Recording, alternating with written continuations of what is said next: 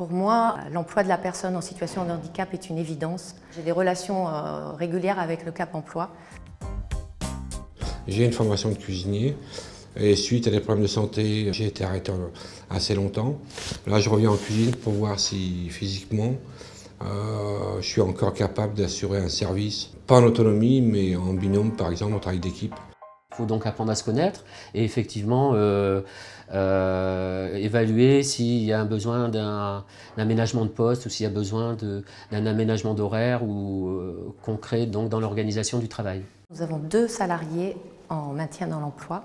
Une lingère qui est arrivée ici avec une reconnaissance de travailleur handicapé déjà posée. On a monté les machines pour qu'elles soient plus à ma hauteur. Sèche-linge et les machines, il y en avait. J'ai eu donc un chariot à fond qui monte et qui descend pour m'aider à transvaser les sacs.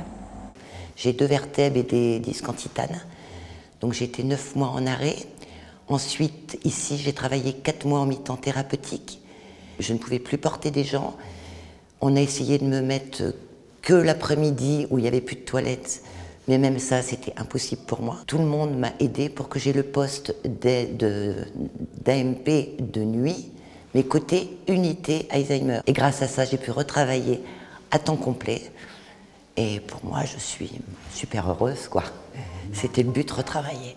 Nous travaillons actuellement avec 3 jeunes travailleurs handicapés de l'ESAT, 1 en cuisine et 2 en agent de service hôtelier. Ils ont une vision de la vie qui est différente, une philosophie de vie qui est différente, et ça, c'est un enrichissement qu'on ne peut pas quantifier.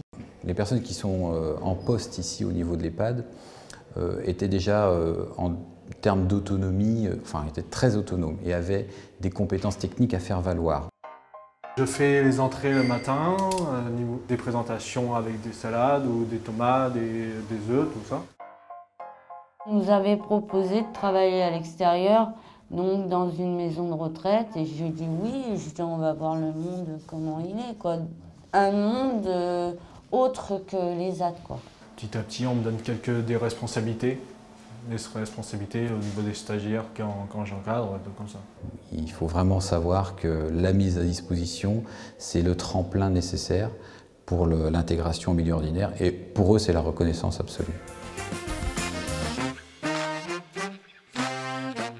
Je dirais avant tout qu'on est tous différents, avec des limitations diverses, et que cette différence est source de richesse, source de compétences, et qu'il ne faut pas hésiter à se lancer dans l'aventure.